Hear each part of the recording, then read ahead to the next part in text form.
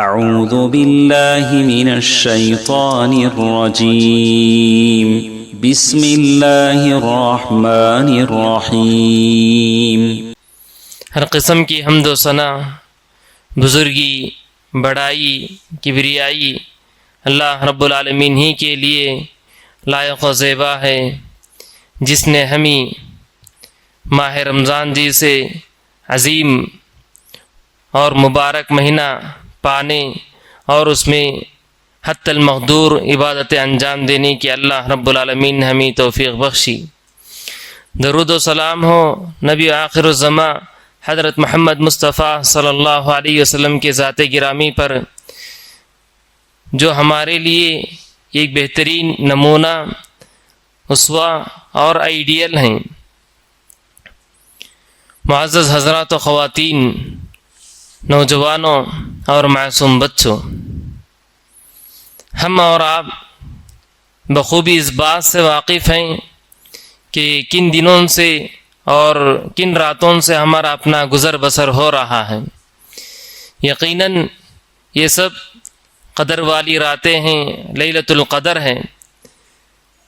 دیکھیے کہ رمضان کا اکثر حصہ ہم سے گزر چکا، بقیہ جو کچھ حصہ ہے بہت ہی کم ہے، وہ بھی انتہا بہت ہی جلد وہ بھی ختم ہو جائیں گے، وہ بھی گزر جائیں گے، وہ دن بھی ہم سے رخصت ہو جائیں گے۔ ہمیں چاہیے کہ ہم ابھی اپنا جائزہ لیں۔ ہم نے ماہ رمضان کے 22 دن 23 دن گزارے ہیں، ہم کیا کچھ کیے ہیں۔ ماہ رمضان آنے سے پہلے ہمارے بڑے عزائم تھے، ہمارے بڑے ارادے تھے کہ ہم فلاں کام کریں گے، فلاں نیک کام کریں گے، فلاں نیک کام کریں گے۔ ابھی ماہ رمضان کا تقریباً حصہ گزر چکا ہے، تو ہمیں چاہیے کہ اس موقع پہ ہمارا اپنا جائزہ لیں۔ جائزہ اس بات کا لیں کہ کیا ہم صحیح معنوں میں عبادتوں میں، ریاضتوں میں، دعاؤں میں، مناجات میں ماہ رمضان میں اپنے آپ کو مصروف رکھ رہے ہیں یا نہیں رکھ رہے ہیں۔ اگر رکھ رہے ہیں تو اللہ رب العالمین کا شکر ادا کریں کہ اس نے ہمیں محض اپنے فضل و کرم سے ہمیں توفیق دیا ہے۔ اللہ رب العالمین ہی کی ذات سے امید بھی ہے کہ اللہ رب العالمین ہم لوگوں نے جو کچھ عبادتیں انجام دیں اس کا اجر و ثواب بھی اللہ رب العالمین ہی ہمیں عطا فرمائے گا۔ اور اگر جائزہ لیتے ہوئے ہمیں یہ احساس ہو کہ ہم لوگوں نے کوتاہی کی ہے، ہم لوگوں نے غفلت کی ہے، سستی اور کاہلی سے کام لیے ہیں، تو ابھی دن قریب اور دن ہے ہمارے پاس، ہمارے ہاتھوں میں اور دن ہیں۔ توبہ کریں اور توبہ کرنے کے بعد پلٹ کر آئیں، لوٹ کر آئیں۔ جو کچھ دن باقی ہیں، 6 دن یا 7 دن یا 8 دن، وہ بھی کچھ کم نہیں، اس میں بھی ہم بہت کچھ اچھے کام کر سکتے، لمحوں کی قدر کر سکتے، منٹوں کی قدر کر سکتے، بہت سارے کار خیر کر سکتے ہیں۔ معزز حضرات، ابھی حمد و صلات کے بعد میں نے سورۃ القدر کی تلاوت کی۔ سورۃ القدر مختصر سی سورت ہے، بالکل چھوٹی سی سورت ہے۔ اللہ رب العالمین دیکھیے کہ ماہ رمضان کے آخری عشرے میں لیلۃ القدر کی جو راتیں ہیں اس کی اہمیت کو بتلانے کے لیے، اس کی فضیلت کو بتلانے کے لیے اللہ رب العالمین نے یہ ایک مختصر سی سورت ہی نازل کر دی، 3-4 لائن والی سورت۔ اور اس سورت میں بھی غور کیجئے کہ لفظ لیلۃ القدر کو اللہ رب العالمین نے کئی مرتبہ تکرار کے ساتھ استعمال کیا، تکرار کے ساتھ 3 مرتبہ اس لفظ کا تکرار بھی ہے۔ لیلۃ القدر کی اہمیت ہم جانیں، لیلۃ القدر کی منٹ کی ہم قدر کریں اور اس کی اہمیت کو پہچان کر اس میں عبادتیں کرنے کی کوشش کریں۔ اور تھوڑا اس صورت پہ ذرا غور کر کے دیکھیے کہ اللہ رب العالمین نے اس مختصر سی صورت میں لیلۃ القدر کی کیا کچھ خصوصیات ہیں، ان تمام خصوصیتوں کو اللہ رب العالمین نے اس میں بیان کر دیا۔ تمام کے تمام خصائص کو اللہ رب العالمین نے اس مختصر سی صورت میں اللہ رب العالمین نے بیان کر دیا۔ سب سے پہلی خصوصیت کیا ہے لیلۃ القدر کی؟ یہ نزول قرآن کا مہینہ ہے اور یہ نزول قرآن کی راتیں ہیں۔ اللہ رب العالمین نے انہی راتوں میں قرآن مجید کو لوح محفوظ سے بیت العزہ آسمان دنیا کی جانب نازل کیا، اور آسمان دنیا سے 23 سالہ مدت پر اللہ کے نبی علیہ الصلاۃ والسلام پر مکی اور مدنی زندگی میں مختلف حالات کے اعتبار سے اللہ رب العالمین نے قرآن مجید کو نازل کرتا رہا۔ نزول قرآن کے لیے اللہ رب العالمین نے انہی راتوں کو منتخب کیا۔ سورت کے آغاز ہی میں اللہ رب العالمین نے کہا کہ اِنَّا أَنزَلْنَاهُ فِي لَيْلَةِ الْقَدْرِ، لیلۃ القدر کی راتوں میں اللہ رب العالمین نے ان قرآن کو، اس کتاب کو اللہ رب العالمین نے نازل فرمایا۔ بعض احادیث سے ہمیں یہ بھی پتہ چلتا ہے کہ نہ صرف قرآن مجید بلکہ جتنی بھی آسمانی کتابیں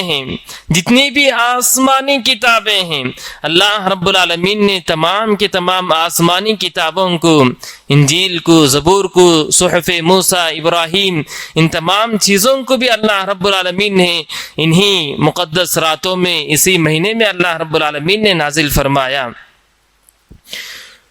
اللہ رب العالمین اس کے بعد دیکھیے کہ اِنَّا أَنزَلْنَاهُ فِي لَيْلَةِ الْقَدْرِ وَمَا أَدْرَاكَ مَا لَيْلَةُ الْقَدْرِ، پھر سوالیہ انداز میں پوچھتا ہے کہ اللہ رب العالمین لیلۃ القدر کیا ہے، معلوم ہے کیا؟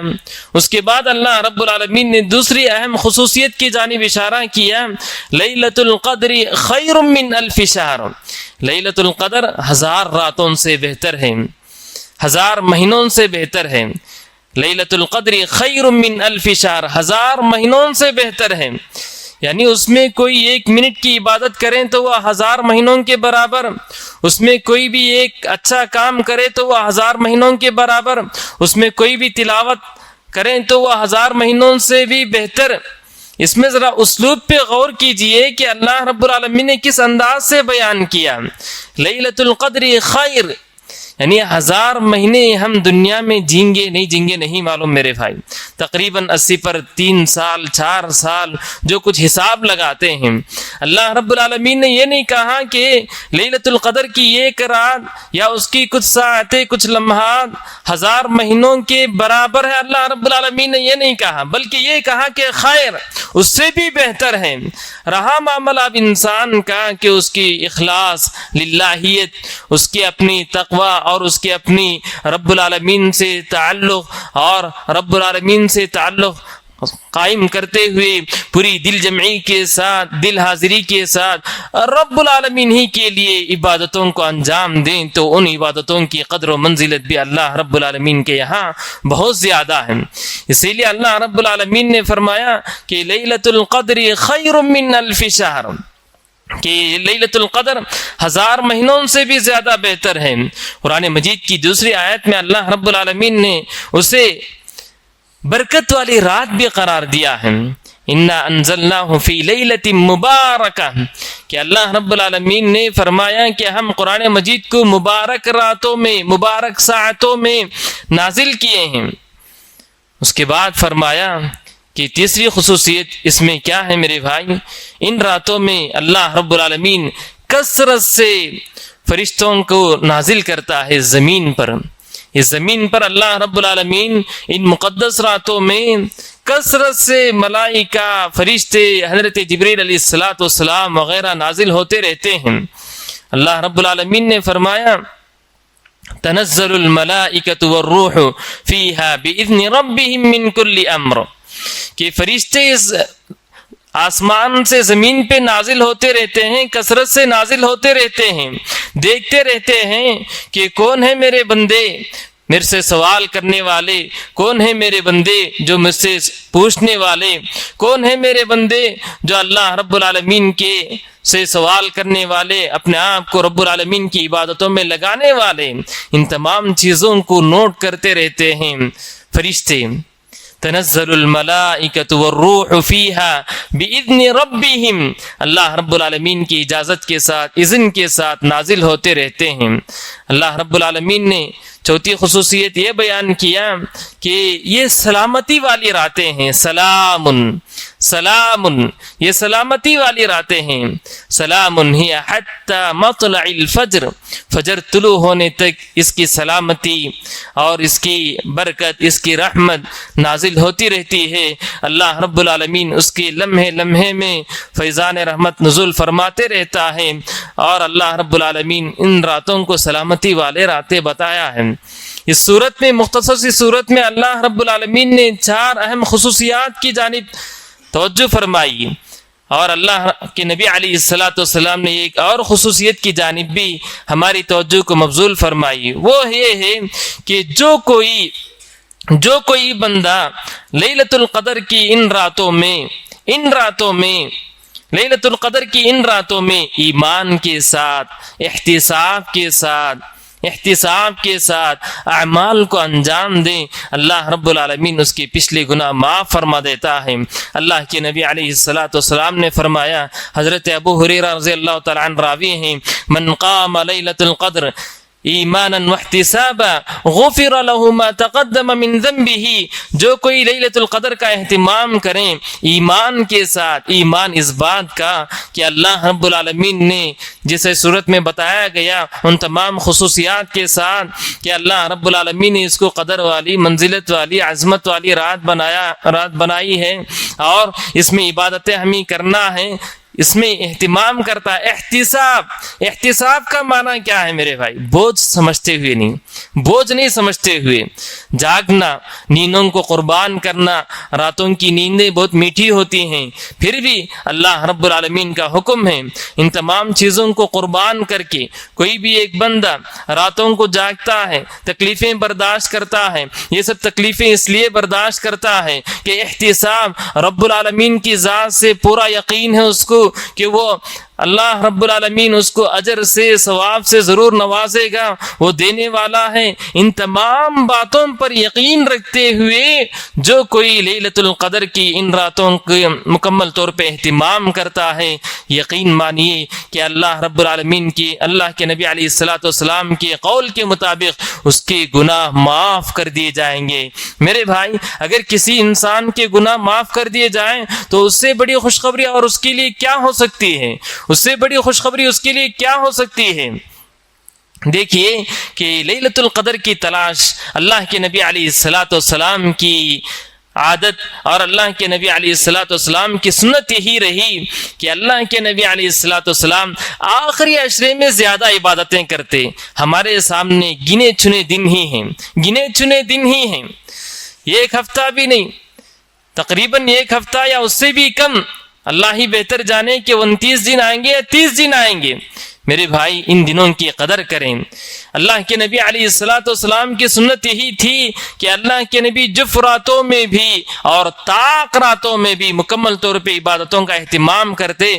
عبادتوں کا کیا اہتمام کرتے کہ آخری عشرہ آتے ہی اللہ کے نبی علیہ السلام اپنے آپ کو اعتکاف کی عبادت میں لگا دیتے اور ہمیشہ اللہ رب العالمین کی اطاعت و فرما برداری ہی میں گزارتے.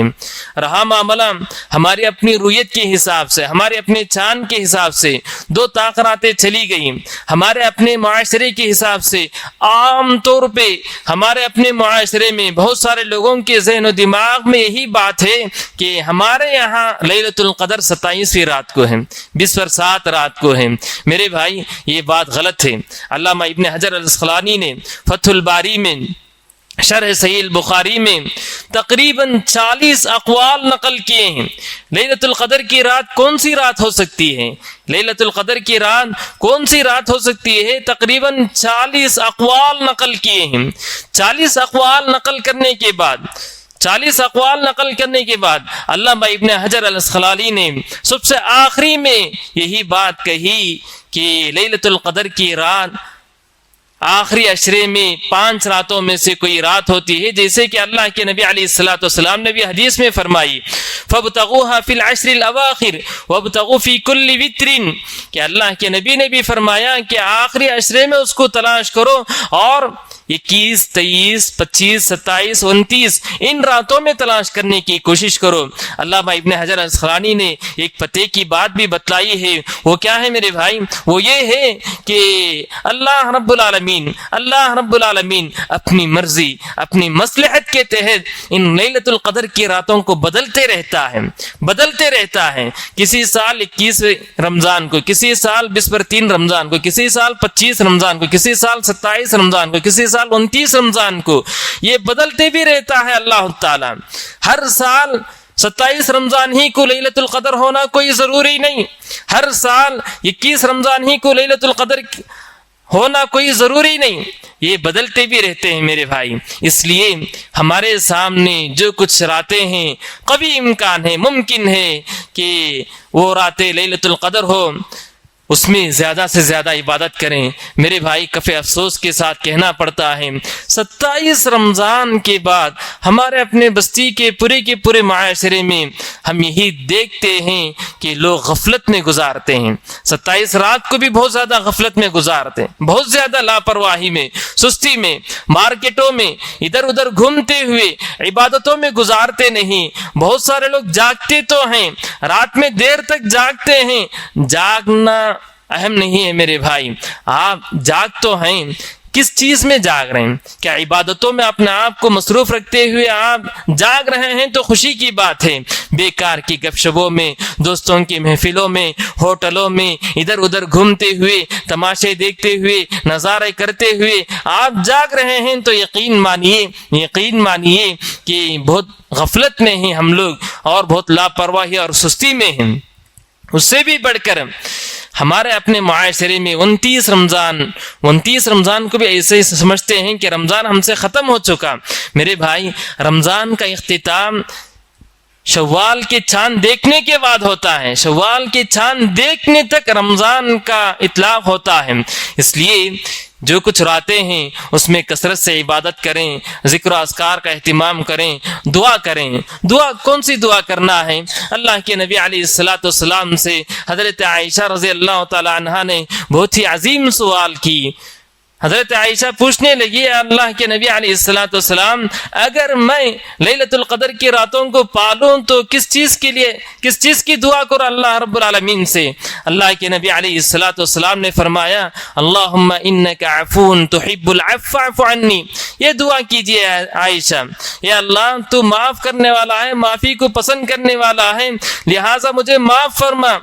بعض اہل علم نے اس دعا کے اللہ کے نبی علیہ الصلوۃ والسلام جو یہ دعا حضرت عائشہ کو سکھائے ہیں، اس کے نتیجے میں یہ کہا کہ اللہ کے نبی علیہ الصلوۃ والسلام بالفاظ دیگر یہ کہہ رہے ہیں کہ یہ راتیں اپنی گناہوں کی بخشش کی راتیں ہیں، اپنی گناہوں کی معافی کی راتیں ہیں، لہٰذا ہم کتنے گنہگار ہیں، ہمارے گناہ کیا کیا ہیں، ہم کتنے سیاہ کار ہیں، ہم جانتے ہیں اور ہمارا اپنا رب جانتا ہے، ہم جانتے ہیں اور ہمارا اپنا رب جانتا ہے، لہٰذا اپنے گناہوں کو یاد کر کے رب العالمین سے معافی مانگیے، زیادہ سے زیادہ معافی مانگیے، رب العالمین کے یہاں دعاؤں کا اہتمام کیجیے، اپنی بھلائی کے لیے دعا، دوسروں کی بھلائی کے لیے دعا، اپنے معاشرے کی بھلائی کے لیے، دنیا اور آخرت کی بھلائی کے لیے، اپنے فیملی ممبر کے لیے جو کچھ ضرورت ہے ان تمام چیزوں کا اہتمام ان دنوں میں کرنے کی ازحد ضروری ہے۔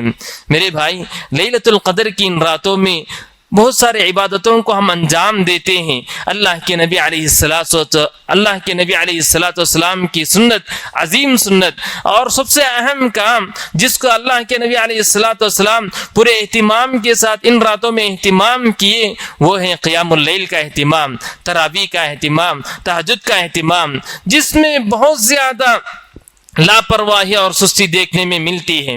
معاف کیجئے ہم میں سے بہت سارے نوجوان ایسے مساجد کا رخ کرتے ہیں جہاں روا روی کے ساتھ، تیزی کے ساتھ جلد سے جلد نمازیں ختم ہوں۔ ہر ایک کی زبان میں یہی ہے کہ آپ کہاں نماز پڑھتے ہیں؟ فلاں مسجد میں۔ کیوں بھائی؟ بہت جلد ہوتا ہے۔ ارے میرے بھائی نماز میں ہم آدھا ایک گھنٹہ کھڑنے کے لیے تیار نہیں ہیں. کسی بھی مسجد کا آپ رخ کیجئے جہاں مکمل قرآن پڑھاتے ہیں یا جہاں ٹہر کر پڑھاتے ہیں، ان مساجد کا رخ کیجئے تو وہاں پر زیادہ سے زیادہ 1 گھنٹہ سوا 1 گھنٹہ ہی لیں گے آپ سے، اس سے بڑھ کر تو کوئی بھی نہیں لیں گے. لیکن وہ 1 گھنٹہ بھی، یہ غلطی ہمارے معاشرے کے اکثر نوجوان طبقے کے لوگ کرتے ہیں میرے بھائی، نوجوان طبقے کے لوگ کرتے ہیں. نمازوں میں ہمارا اپنا دل نہیں لگتا، نمازوں میں کھڑنے کے لیے ہمیں سستی آتی ہے. یاد رکھیے یہ منافقوں کی نشانی ہے، منافقوں کی نشانی ہے. اللہ رب العالمین نے قرآن میں فرمایا منافق جب کبھی آ کے نماز میں کھڑتے ہیں تو پوری کاہلی اور سستی کے ساتھ کھڑتے ہیں اور یہی چاہتے ہیں کہ امام کب جلد سے جلد ختم کر دیں. یہ منافقوں کی نشانی ہے. اپنا جائزہ لیجئے میرے نوجوانوں اپنا جائزہ لیجئے. دوستوں کی محفلوں میں یہاں وہاں گھنٹے کھڑے آپ باتیں کرتے رہتے ہیں، لیکن جب نماز، قیام اللیل، رکوع، سجود وغیرہ کرنے کی بات ہے تو وہاں بھاگتے ہیں اور ایسی مساجد کی طرف بھاگتے ہیں جہاں یعلمون تعلمون کی آواز کے علاوہ کوئی اور دوسری آواز نہیں آتی، جہاں قرآن کو تجوید کے ساتھ اور اس کے قواعد کے ساتھ نہیں پڑھے جاتے. یہ سب بہت بڑی غلطی ہے. اللہ کے نبی علیہ الصلوۃ والسلام ان راتوں میں بہت زیادہ اہتمام قیام اللیل ہی کا کیا کرتے تھے. صحابہ کرام بتاتے ہیں لا تسأل عن حسنہن وطولہن، کہ اللہ کے نبی علیہ الصلوۃ والسلام قیام اللیل کا جو اہتمام کرتے، اس کے حسن کے بارے میں، اس کی طول کے بارے میں، اس کی لمبائی کے بارے میں آپ سوال مت کیجئے. اللہ کے نبی علیہ الصلوۃ والسلام بہت زیادہ لمبا قیام کرتے، رکوع سجود وغیرہ لمبا کیا کرتے تھے. یہ نمازیں پڑھنے کی راتیں ہیں. ہمارے اپنی مختلف مساجد میں، بستی میں قیام اللیل کا بھی اہتمام ہے. آپ تمام لوگوں سے گزارش ہے کہ قیام اللیل کا بھی اہتمام کریں، دعاؤں کا، مناجات کا، مختلف عبادتوں کا بھی اہتمام کریں. اللہ رب العالمین سے دعا ہے کہ اللہ رب العالمین ہمیں بقیہ گنے چنے دنوں کی قدر کرنے اور اس میں کثرت سے اللہ رب العالمین کی عبادت کرنے، دعا مناجات کرنے کی اللہ رب العالمین ہمیں توفیق عطا فرمائیں.